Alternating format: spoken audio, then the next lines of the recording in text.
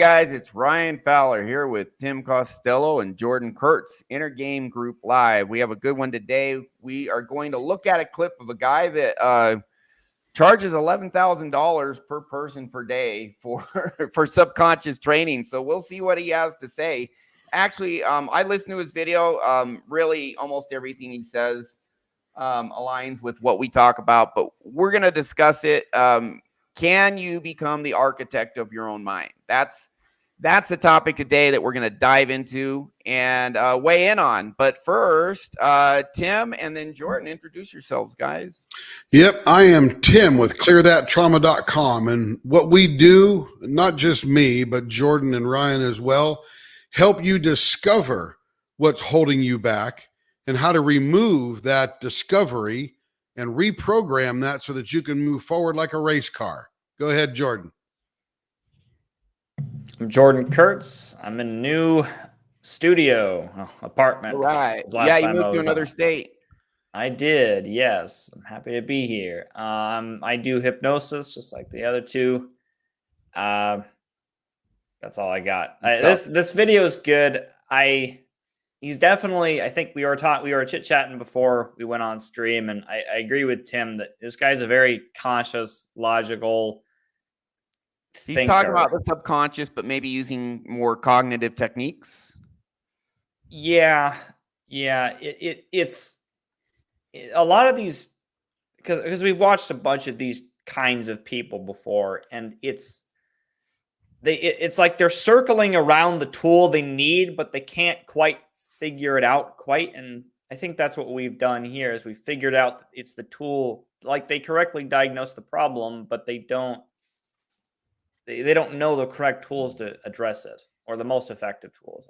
Yeah, a lot of he's not even a mainstream guy, but we see people all the time that really understand exactly how the subconscious mind works. They know how toxic shame causes such a wide variety of issues. And it's toxic shame isn't the only thing out there, but it causes more problems than any other single thing. There's other stuff too. And we see people with these deep understandings, but where they fall short is the actual methodology. They are helping people. I'm not saying they're not, but for rapid, like deep, rapid change like that, we don't see them doing that. There is a way though for you guys, I'll plug this real quick and then we'll get to you, Tim, to actually shift your core. And we got a program where it's free. So it is the basics. If you want to go, deeper, then, get with one of us. But I have 3 video testimonials I'm going to release shortly, in addition to the 24 already on my website, about people who are using our free course at school.com, MindChrysalis/MindChrysalis-7138. This link is in the description, and all you do is you go there, you join, you click Classroom, you go to, the picture's not coming up, you go to this classroom here, and you take the course. And I just recorded a video of a guy who contacted me. He said, I just want to say thank you, Ryan, because my procrastination was 9 out of 10 severity. And I listened to your audio once, the free stuff, and it's now 3 out of 10 permanently. And that's the type of changes that we're affecting. And that's why we have a show, is to get this out, this nuclear powered stuff we have. And we're just going to keep going until people pick up on it more and more. There's already people picking up on it. We've helped hundreds of people, but we want to take it higher and take it to the world. So join that community, school.com/MindChrysalis-7138. Links in the description for YouTube. I'll pin it as a comment later as well. Try out that free stuff. It's free, but it's nuclear powered. Tip of the iceberg, but it's a nuclear powered iceberg. And Tim, go ahead. So Jordan's right. We all talked about this fellow beforehand. He says a lot of good things. He says a lot of things from a marketing perspective that people will really connect with, the way they function, etc. But let's get back to the root cause. One, when we're born, we come into this world and we need and look for love, acceptance, acknowledgement, and then some safety and security. if we don't get those, and by the way, if we get plenty of doses of those, we become a very functional human being. Everybody's got issues. Nobody gets out of this unscathed, but you're a lot more functional. And then we talk about dysfunctional behavior. Well, that dysfunctional behavior stems from not getting some measure of love, acceptance, acknowledgement, or safety and security. Your subconscious is looking for it. If it doesn't get it, it's now going to create subconscious routines that run the rest of your life trying to keep you safe because that's what it was looking for. So the architect of your mind or your subconscious, as Peter Crone calls himself, is a great name. But as we go through this video, I think what we'll learn is he's probably more of a talk therapy guy than anything else. And by the way, I believe in talk therapy. I believe in cognitive tools to help you accomplish things. But if you can't get rid of that underlying root cause of why you're dysfunctional, you can overwhelm it for a while with cognitive activities, but eventually you will go back into the routine you developed before. Yeah, self-sabotage, or you read the self-help book and you're on fire and you do great for 2 weeks and then Right you got to back. fix your subconscious. So let's look at this guy. Well said, Tim. And let's start diving into what he's talking about. Again, a lot of his information I think is really good and I agree with. So let's go. Yeah, I really enjoyed the video, by the way. What's that? I really enjoyed the video. Yeah, I there's watched a more lot, of his lot of stuff really too. good information here. I agree. Yep. Okay, and do you want to set up this clip at all, Jordan, or just play? No, go ahead. Go ahead. Okay, here we go. Enough in the first place, which only continues to perpetuate it. That's the madness, right? Of these compensatory patterns that people use. All they're doing is actually sustaining the very deep-seated fear that we're trying to mitigate. Whoops. Boom. Stop right there. Wonder why people need to drink so much. Yeah. So he mentions two things right off the way. He talks about compensatory activities, which means we're trying to compensate something. And then he mentions that something we're compensating for, and that is that deep-seated routine. That deep-seated routine is our subconscious running our lives. Yeah, and it's trying to keep us safe. Our brain wants to pursue pleasure, but above all, avoid pain. And we can oftentimes use pleasure to cover pain. But it works when we're younger, but ultimately it disempowers us. So you guys who are procrastinating, which is most people, that's your brain trying to get you to avoid pain, because your brain is attaching pain to these tasks you should do, attaching potential pain, not for sure. But if there's a task you want to do and you can't, think about, well, how will I feel if I do it wrong? How will I feel if I don't do it? If the answer is I'll feel like crap, that's why you procrastinate. That's your brain trying to compensate and get you to not feel pain. And now you're stuck. And that's addictions. There's just all sorts of things. Cover that pain so you feel okay. So, and it causes problems. P-Dub, welcome to the show. So there's some examples. There's people who have social anxiety. Your brain's trying to say, hey, you might feel bad if you go into a social group and everyone laughs at you, because when you're a kid, that's what happened. And so your subconscious, like, that's what might happen if you go into this social group. Your brain gives you anxiety and says, don't do it. Avoid the potential pain. That is a compensatory mechanism, but does that serve you? No, it doesn't. You can fix it. And that's what we're talking about here. We'll keep going. Yeah, well, it's a self-fulfilling prophecy in that way, right? Yeah. Yeah. That every time that you do it, even if you fix the problem, even if you spend enough time to do the thing, to make the thing happen or not happen that you were afraid of happening or not happening, even if you do that, it's still reinforcing, I am the sort of person who ... needs to do this in order to make the situation feel good, to feel loved, to feel sufficient.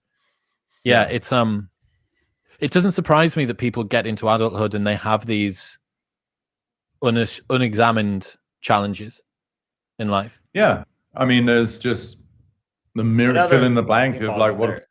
Okay. Another word for that might be subconscious programs, unexamined challenges. And then the other thing he said is it's the self-fulfilling prophecy. And that is it's that cycle of you try something, you're nervous you're going to fail, but you get enough courage, you try something, you fail at it, that reinforces the belief that I'm a failure, I'm bad, I'm not worthy. And if you have that belief. Yeah. And which a lot of people do. Right. And it prevents you from trying that cycle again, because you avoid pain, we move towards pleasure. And going in that cycle just leads you towards more pain. So why would you do anything at a certain point if you just keep going in circles? So I'm not sure, Jordan, if you chose the golfer example clip, but one of the things that he goes through, he talks about. Give us some background, Tim. I'm not sure what you're referring to, please. Yeah, in this video, he mentions a professional golfer.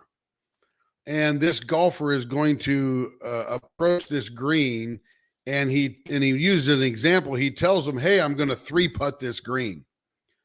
Now he really needs to 2-putt to win it, or 1-putt to win it, but he's going to 3-putt it because that's what he normally is going to do, and he's not good enough to achieve anything better than that. So he tells himself as he approaches this green, he's going to 3-putt it. He 3-putts it, confirms the knowledge that he's not good enough to 1 or 2-putt it, and confirms that pain. So it's that same thing. It's that self-fulfilling prophecy. You will become what you believe you are.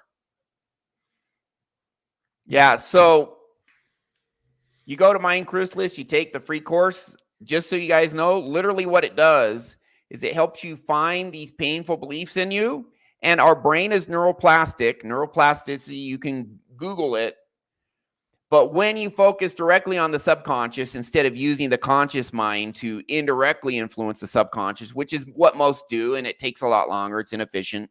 But you can directly go and find these painful beliefs. And sometimes, oftentimes, as little as 1 session, or maybe 2, 3, or 4 with self-hypnosis, it's gone. That pain's gone. And all of a sudden, your brain is not giving you resistance to doing things you want to do. So now you're just doing it.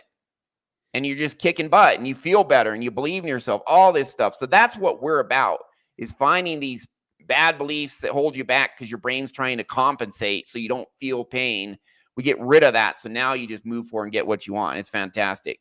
So we'll watch this. We'll watch the rest of this. Do you have that golfer clip timestamped, Jordan? I don't remember where that is. No, but I have other. Okay, no problem. I'll see if I can find it. We'll keep watching this for now. And guys, just let me know when you want to go to the next timestamp. Here we go. Sure. People deal with, right? Like that whole umbrella of what we could call suffering. I mean, the usual suspects are like anxiety, depression, sleeplessness, addiction, relationship woes, lack of finances, disease is a huge one. You know, the body starts to manifest over time, the chronic internal sense of absence of ease, and that's going to affect some sort of tissue system over time. It's just what people call life nowadays, you know, and it becomes normalized. In my world, it's not normal at all. It's very unnatural, actually, for people to be suffering. So pain is one thing, you know, if you fall over, you scuff your knee. You had something to say, Jordan? I agree 100%. It's normalized, and that's what we're trying to change. This idea that we've talked about before, the body keeps the score, right? He's saying it manifests as disease, and the body holds all this trauma and anxiety, and you know that it runs parallel with everything we've talked about in this channel before. Yeah. Stress leads to inflammation, leads to disease. Yep. All right. We'll keep going. If you want, we can move to actually keep going. Okay. Yeah. I think this is a good section. But, you know, kick the coffee table accidentally with your toe, or maybe not accidentally, you know, you're pissed. It's going to hurt. That's pain. But suffering, as it relates to the psychological and emotional state of a human being, to me, is optional once you understand these deep-seated patterns, and that makes for a very different experience of being human, and would certainly make for a very different world than the one that we currently live in. How do people step into the narrative loop of how they see themselves? It's just this recursive echo chamber of your own thoughts in your own head. This problem, this problem, this problem. How do people start a break point in that? Listen. Learn to listen. if you're with one of your mates, girlfriend, a family member, your sister, your mom, it doesn't really matter. If someone's struggling with something, as an observer of their experience, we tend to come naturally, hopefully, from a position of love and compassion, and we want to make a difference. We want to, it's okay. A mother, certainly, with a child who's fallen over, they're crying or they're upset because they didn't get picked for a team, or they're hungry and they're cranky. We hold space for that person naturally. If your friend's struggling with something, they've gone through a breakup, you're like, it's all right, mate, don't worry, we'll figure it out. Like, the energy that we bring to that is love and compassion. There's a holding. So that's, again, it's that cognitive, he's like, what you pause and you listen. And that's important, but just listening isn't enough. This is, again, what we talked about at the beginning. They correctly diagnose how to figure out the issue, but you need hypnosis to take you one step further to remove that underlying subconscious belief. True. This is when we help our client. We start with connecting to what's in you that doesn't serve you, that is painful, that needs to be cleared out. But then you take the next step and you actually do it. And probably about 80% of the people that do the free do-it-yourself course, 20% need guidance. They're not as connected to the core. But guys, you go to that school.com, MindChrysalis, you try that course, 80% of people, you're going to be like, oh man, this thing I struggled with my whole life, I don't struggle with anymore. And I get that time after time after time. So try it, guys. It's awesome. By the way, P-Dubs, welcome to the show. LD, welcome to the show. I see you guys' comments. Welcome. Yeah, let's talk about why you need hypnosis to change that permanently. Number one, as we're born into this world, and every psychologist will tell you, psychiatrist said, we are born in a theta brain wave level, brain frequency, very slow. We're learning, we're developing. As we get older, we shift more into a higher frequency brainwave pattern because we've created the patterns.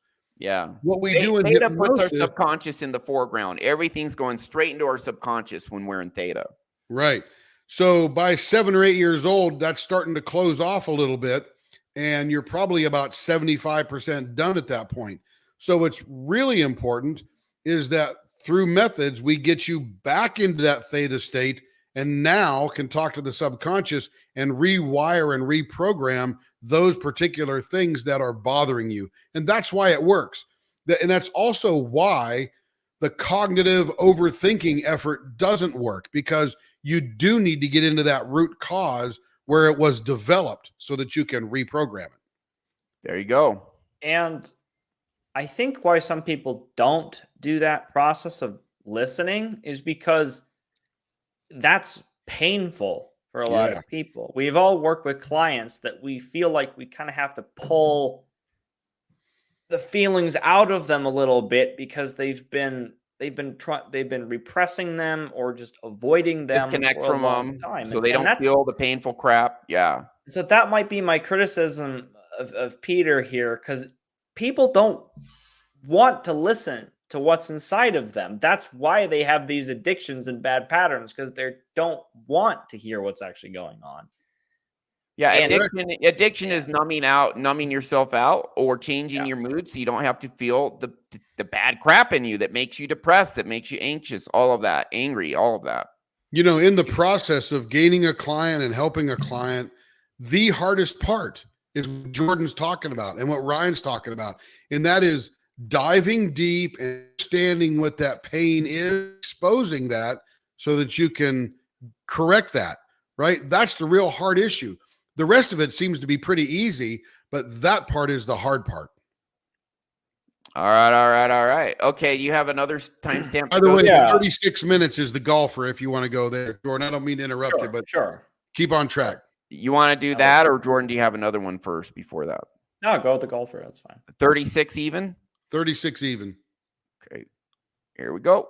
One series of words, and it might sound a little poetic or esoteric, but what I'm really saying is, whatever's unfolding, whatever the circumstance that I'm being presented with, can I be with it without being, quote unquote, emotionally triggered or affected? I don't slip into frustration, anger, disappointment, depression, anxiety. I'm able to hold space for whatever's happening and stay internally quite centered. So that's again where, life is as difficult as you're limited. But for that reason, life is the gift to reveal where we are limited so that life becomes less difficult because we expand our quote unquote perceived limitations. Well, that's the Marcus Aurelius and also the Shakespeare line, right? Which is the universe is change and life itself is but what you deem it. That two people can see the same situation in completely different ways. I think their timestamps are off. You can also... I got 4 minutes, Ryan. Okay. Yeah, I think their timestamps are off a little bit. So 32. Yeah, try there. Find anything to make someone else wrong, which is really another means of trying to garner desperately some sense of self-value.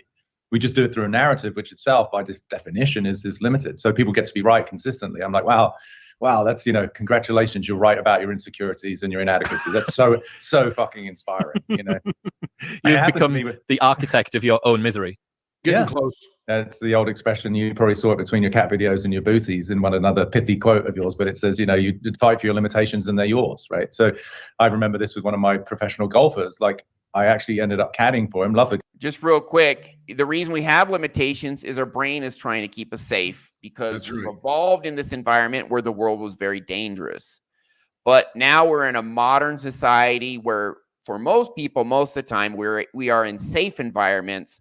So this stuff that kept us safe in ancient times now doesn't serve us. It holds us back. That's why we have these limitations, but we can get rid of them. Go ahead. I sort of disagree. He's kind of putting, it's like we have the tools, like we are the only things holding ourselves back. It's like, yes, but we're not doing that intentionally or consciously. So it's not like we are... We can almost like you can't help it in a way. If you have these subconscious programs, it's not... Ryan, your camera's off, by the way. Crap. But so yeah, you're right, Jordan. You're right. Yeah, we are limiting ourselves, and we don't even know that we're limiting ourselves. It's just who we are is the excuse we use. Right, and assuming that like it's not... Trying to find the right words for, because that Marcus Aurelius quote was interesting, and I think a lot of it's like we create our own trap, our own demise. I think that was the quote. Yeah, and it sort of assumes a degree of intent, like that being intentional, and I don't think it's sort of. I think it's more the result of your subconscious beliefs rather than you've just chosen, because I don't think given the choice, most people don't choose to self-sabotage. They do it because they're afraid of pain, but it's not, it's like, you don't walk into something and go, I'm going to blow this up intentionally. Like you don't go into most things assuming you're going to blow it up. It's usually like right at the end, when you're feeling fear, like I got to pull the ripcord. Well, that's self-sabotage. Yeah. Right. I mean, maybe that's a bad example because you should pull the ripcord if you're skydiving. So, Mike, welcome to the show. Hey, Mike. All right. So now we're going to play the golfer thing. I think my other camera died. I'm not sure. It's supposed to be plugged in, but anyways, we'll keep going. Here's a golfer example. But this was one of my professional golfers. Like, I actually ended up caddying for him. Love the guy. We had a lot of success. We tripled his winnings in 2 years, but he hadn't actually got the win. But tripling somebody's business, in 2 years is significant, whatever it is. Like for him, an average $1 million a year as a player, and we got to 3.5 in our second year. That's a good return, right? But, I remember this one green we stepped on, it hit it in two. So it was a par four, like he's quote unquote, playing within the parameter of what you're trying to accomplish. And anyone who knows golf, you want to make the putt and make a birdie. I handed him the putt and he said, watch me 3-putt this. So now, that's not conscious. That's him being scared because it was a bit of a tricky putt, but it's his way of justifying and offsetting any potential, failure. But at least even if he did 3-putt it, where he garners a little bit of sort of self-pride is I was right about it. Even though like that's shitty on a scorecard, it's not going to help us in the tournament, but that's how subtle yet how destructive the ego can be. So it's a protective, it's like a prophylactic mechanism, isn't it? Mm-hmm. Yeah. Get to be right. So this is a professional golfer golfing with a guy who's not a professional golfer. And they both made the green in 2. It's a par 4, which means you have 2 strokes to get it into the hole so that you can call that hole, you've parred it rather than bogeyed it. this guy's got such a great pride of him being a professional golfer and the expectations that go along with that, that he would rather self-sabotage himself prior to 3-putting so he could be right and give himself an excuse rather than just 2-putt it. So it's sort of like walking into the room and go, hey, everybody, I know I got a bad haircut. Yeah. You can't make fun of me now because I already made fun of myself. It's the same type of thing. Dude, back when I was in my trauma, I did that. I would put myself down in front of others before they could. Yeah, it hurts when they do it. It doesn't hurt But when you do that's because I grew up in an environment where I was constantly put down. Yep. And so it's like, let me do it first. It hurt less if I do it. When you guys do it, man. So I put myself down in front of others. And one time one of my friends is like, why do you put yourself down? I didn't know. Yep. I didn't know at the time. I know now. Well, it was subconscious. Our brain just finds a way to lessen the pain. It was less painful for me that way. But if I went around putting myself down now all the time, like, I'm on a call with a client, put myself down. Am I going to make the sale? It would hold me back. Yes. Got rid of that trauma. Now I don't have to worry about it because that painful belief is gone. Now, if someone puts me down, I'm like, that guy's having a bad day. That's my reaction now. Like, who the hell is this guy? What's wrong with them? There's nothing wrong with, why are they saying this dumb stuff? That's my little core reaction now. And if it's a valid criticism, I still won't feel the pain, but I'll be like, he has a point. But I have a belief in my core that I don't need to be perfect to be good enough. I'm welcome to the human race. I'm a flawed human being, just like Tim and Jordan, and that's okay. That's even more my important, core. So if someone points out a flaw, it's like, okay, I got a flaw. That's okay. Or, hey, they just can't see my value. I guess they're blind. Wow, too bad. The best part is what I literally feel. Yeah, you don't need their validation to feel good because you've got the internal validation. Yeah, and I just okay, I'm flawed. Doesn't mean I'm not good enough. That right. Belief is in my core. Welcome. We're all flawed. We're still good enough.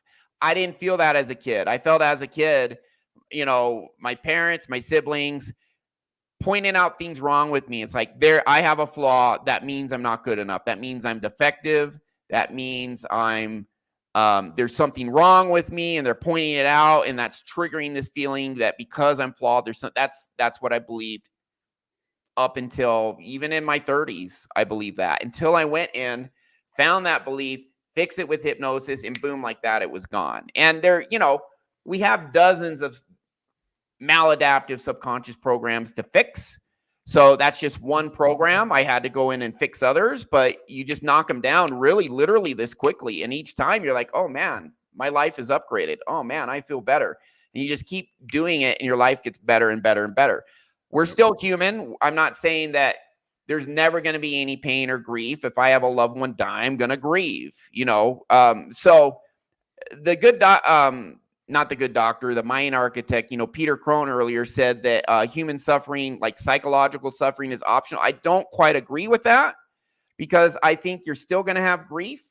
I think you can still get psychologically worn out if you get overworked or just whatever. I was talking to you guys earlier that, man, I had a rough week. But your amount of resilience is way higher, and stuff that used to throw you for a loop before, once you fix your internal world, you'll be like, no big deal. Yeah, and it's great. It really is. Let's play on that word optional a little bit. I think what he meant most by that, is optional, not all. Yeah, most. I think what he meant by that is there are other things that could be there rather than that particular option if you can search them out and find them and replace them. But you're right.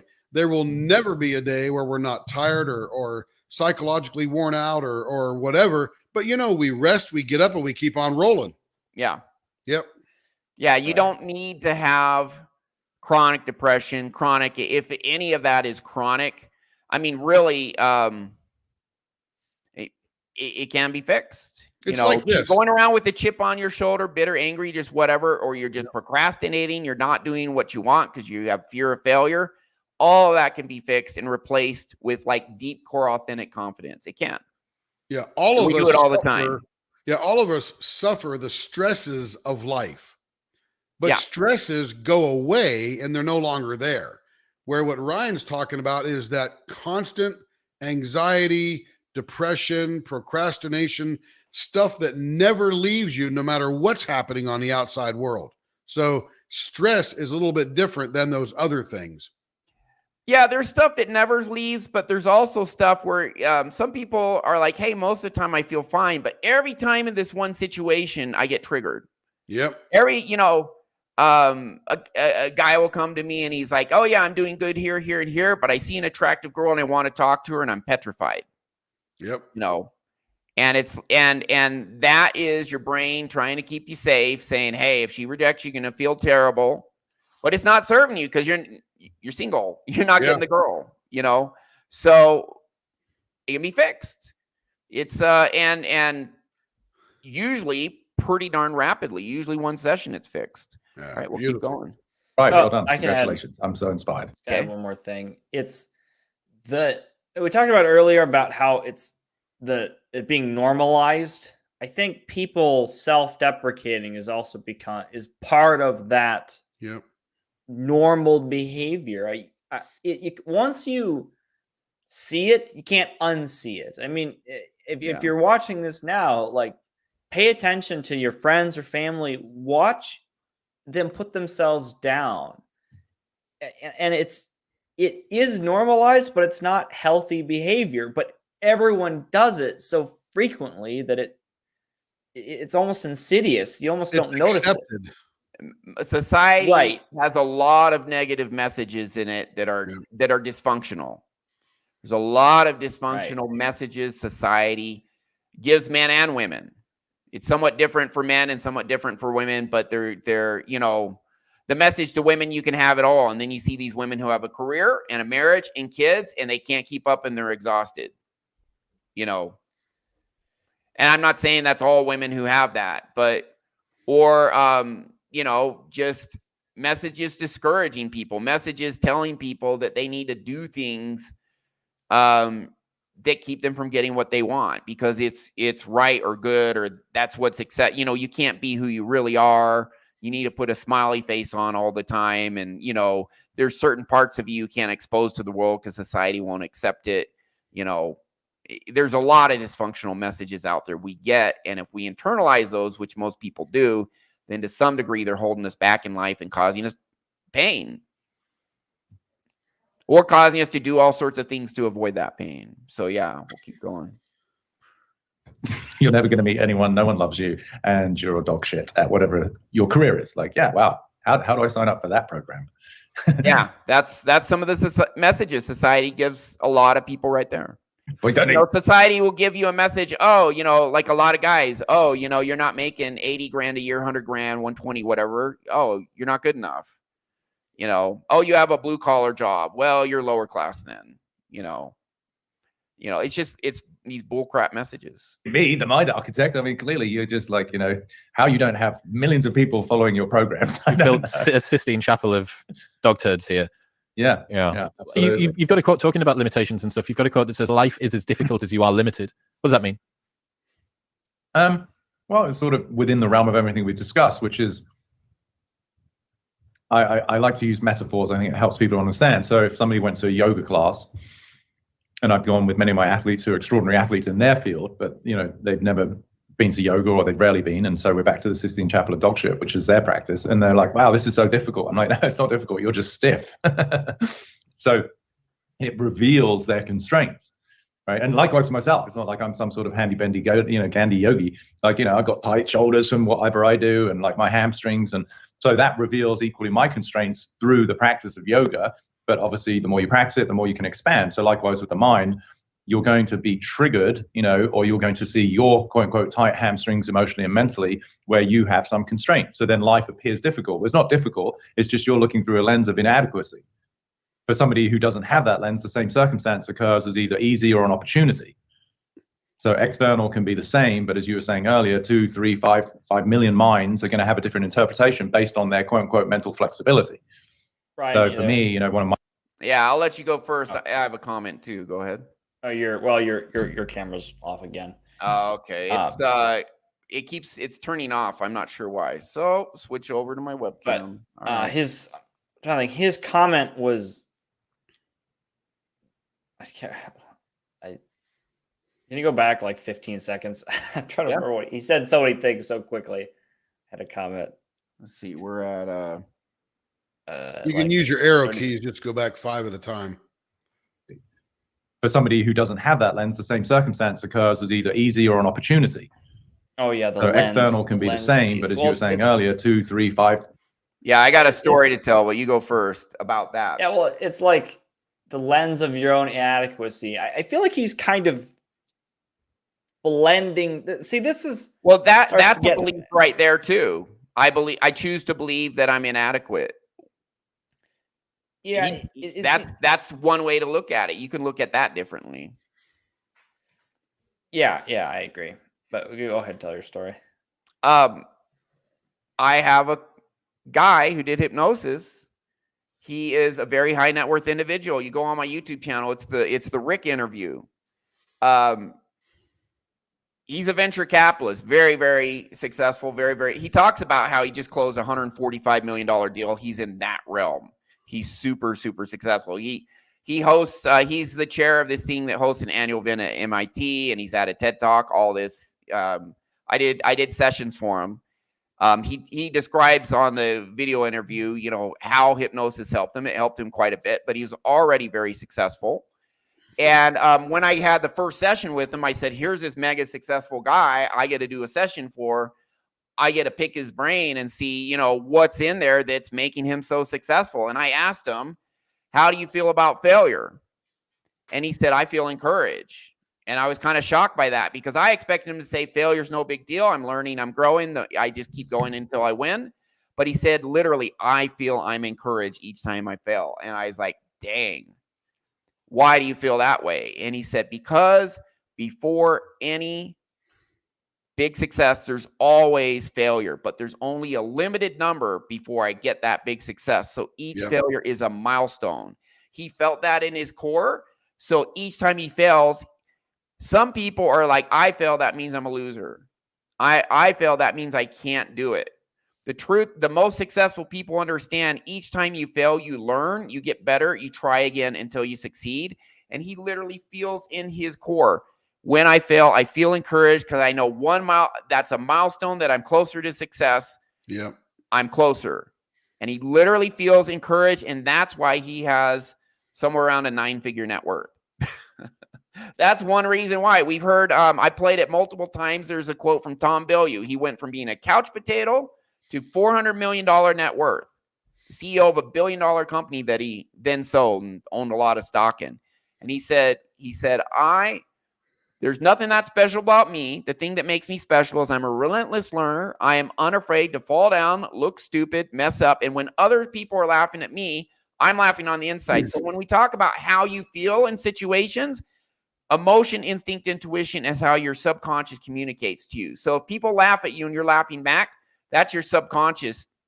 That feeling comes from your subconscious. So he's like, other people are laughing at me because I embarrass myself. I look stupid. I'm trying new things. I'm failing.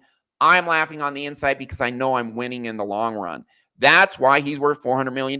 So the people who have these painful beliefs, I'm no good, I'm inadequate, all of this, you can literally find that belief, get it out, put in the belief that each time I fail, I'm closer to success. Each time I fail, I learn. The more I do anything, the better I get. I'm only practicing. I'm only learning, growing.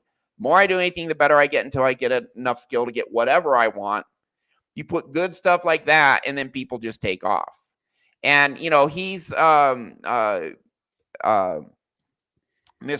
Crone here is talking about how we can expand. Hey, we try something new. We do have limitations, but we can expand. But if you have a belief system aligned with that, you are going to expand because it's great and it's worth it. What else are we going to do with our time? We might as well go out and kick ass. But if you don't have the belief system that's aligned with that, you're not going to kick ass. You're going to zone out, smoke weed, video games, whatever, procrastinate, whatever, and stay small when your true potential is actually much higher. You just got to get that belief in your core. So let's talk about that just a tiny bit. Yeah. We're going to be talking to Yeah, I mean, we're talking to people who are regular run-of-the-mill folks. You know, the people making $145 million a year and 9 figures or whatever are not tuned into this podcast right now, except by accident. So the question is, how do you go from 60, 70, 80, $90,000 a year, which is a decent salary, to what you think is much more successful, 7-figure, 8-figure, 9-figure, whatever? If you want it, not everyone wants Right, it. right. Again, I said, if you think that is successful, because there are some people that go, look, I just need 150 acres and 50 cows and I'm happy. a barn and a good woman, and we're going to make some milk and cheese and beef and, have a great time and sell it in the local place and subsist, and they'll be fabulous. And then they're Right? happy, and that's awesome. Right. Yeah. That's what counts. Go after is what to you want. know what your authentic self wants to do. You can't do that until you unload all of the things that are holding you back to let your authentic self out. Yep. So that was what you said, Ryan. He goes, yeah, I mean, I'd like to be worth 9 figures, but it's not going to make me any happier. I'm actually having a great time right now, and I do very well. Yeah. But, I don't think I need 9 figures. All that's going to do is get me a better jet, right? Yeah. My own jet, not Delta's jet. And you're already high earner, successful. Right. And I'm having a good time. Absolutely. So don't focus on the money, although we all do. We can't help it because we do need money to survive and to get what we want.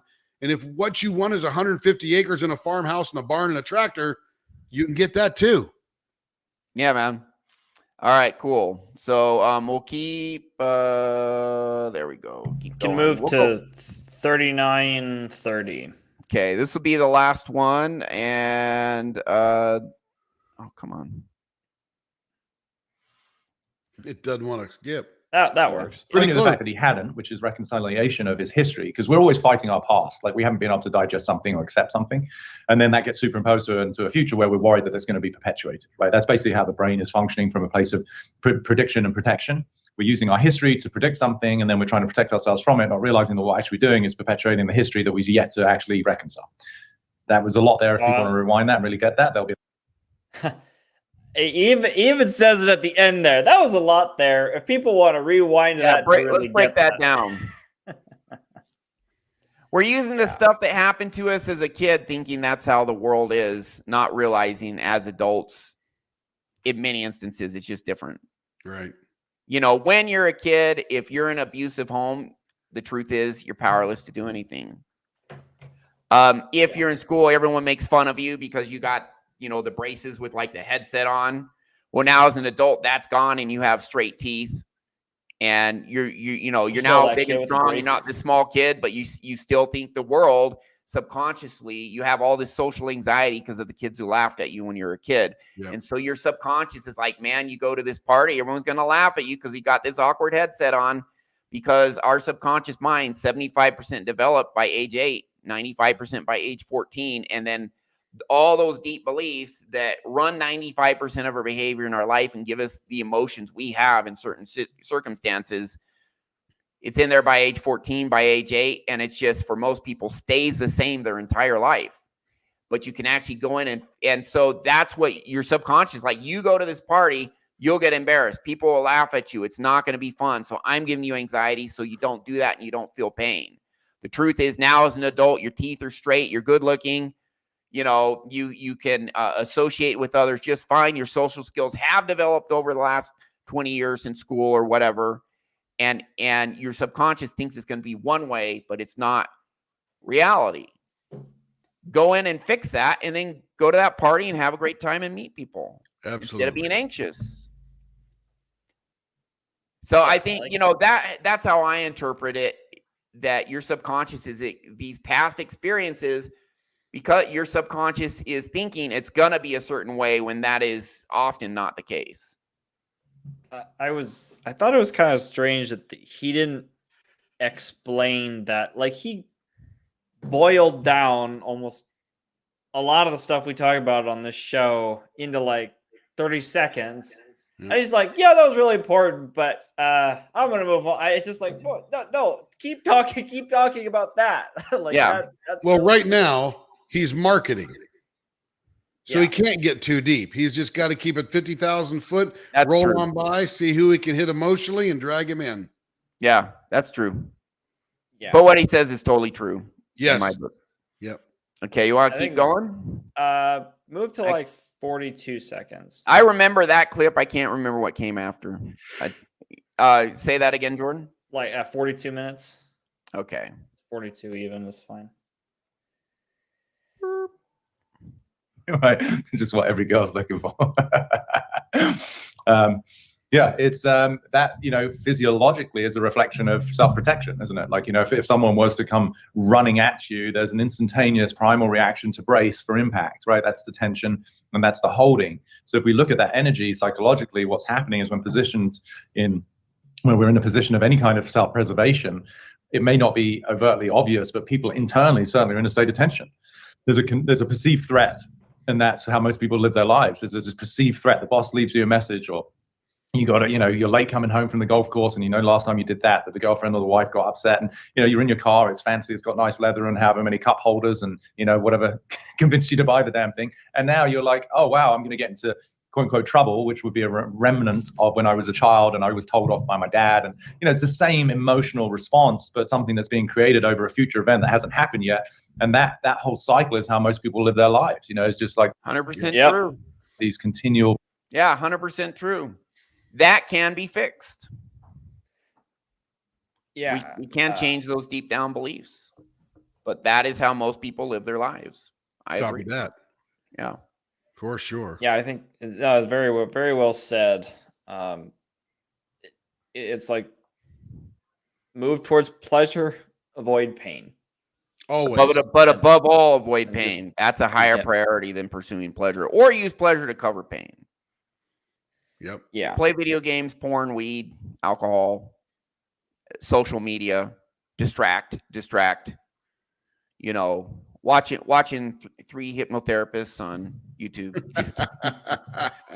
Good times. Yep. Don't just watch.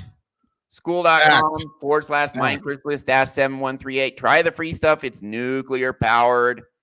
And then if you get stuck on anything, you need guidance, hit us up. We'll get you unstuck. And then your life is just permanently upgraded. It's awesome. So any final thoughts? That's all I had. Any final thoughts? Nope. I think we hit the good basics on this one. Yeah. Everything he's saying is true. It's too bad he doesn't go into detail on how you can actually go in and quickly. There's a reason he doesn't. At the beginning of that clip, the guy says, well, what do you got? He goes, well, I got 10 things. Well, what are they? Well, I don't want to give my secrets away. And he talked about one, and that was not being good enough. We actually give kind of our secrets away, but we know that people go to the free stuff and it's very powerful, but a lot of people will try that and say, wow, I'm doing way better. But here's a few things I can't figure out on my own. Hey, the free stuff still, you upgraded your life. It helped you. It'll do that for 80% of people, and it'll take you a few hours to change your life forever for many of those people. Most people get stuck on a few things. They come to us, and then we sort you out.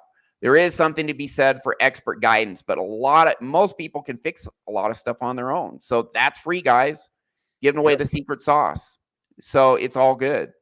So that's all I had. Anything final, Jordan? It's a lot of that. They're very good at diagnosing the issues, but the missing tool, as we always say, that missing tool is how you use hypnosis to permanently address those issues. Right. And you can do it to yourself with self-hypnosis much of the time, not all, but much of the time.